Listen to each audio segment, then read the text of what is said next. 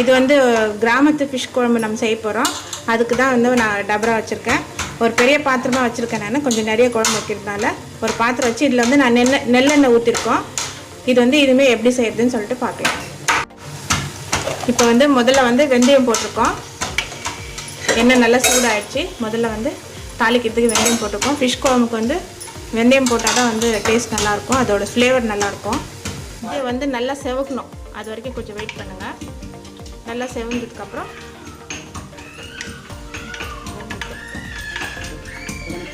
நல்லா இப்போ பொரியிற சத்தம் கேட்குது உங்களுக்கு.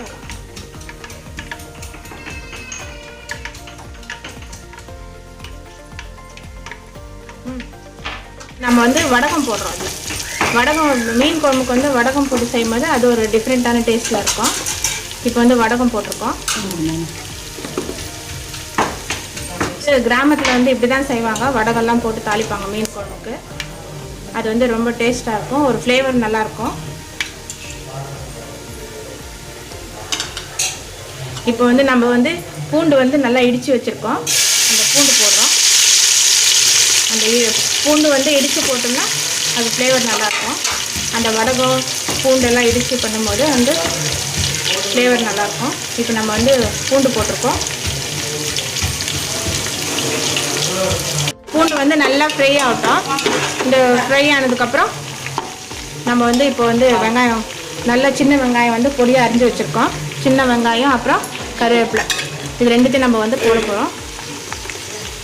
இது ரெண்டுத்தையும் போட்டு நல்லா வதங்க வைக்க போகிறோம்.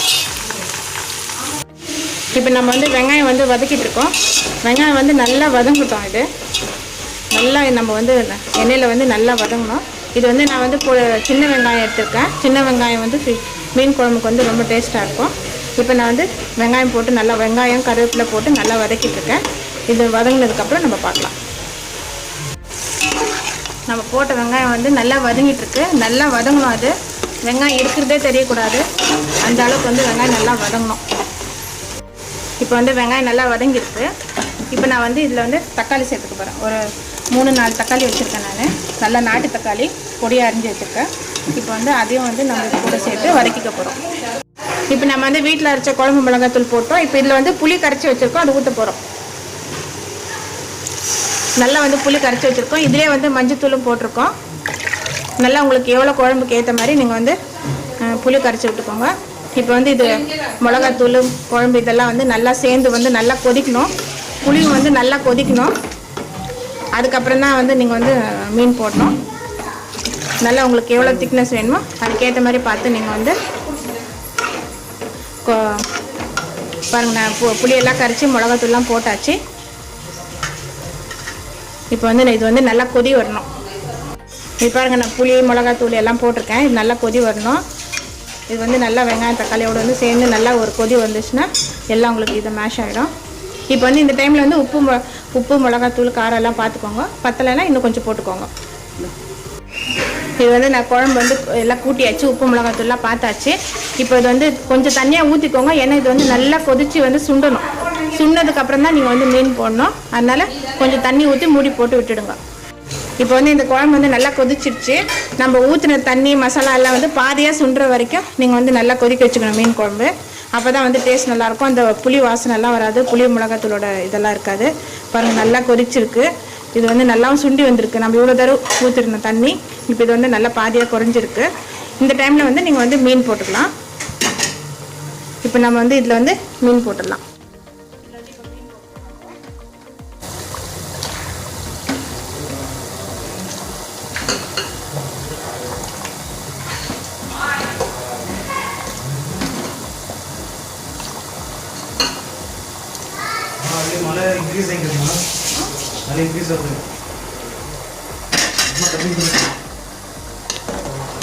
இப்போ வந்து இது வந்து நல்லா வந்து கலரி விட்டுடலாம். கலரி இது ஒரு 5 நிமிஷம் கொதிச்சா போதும்.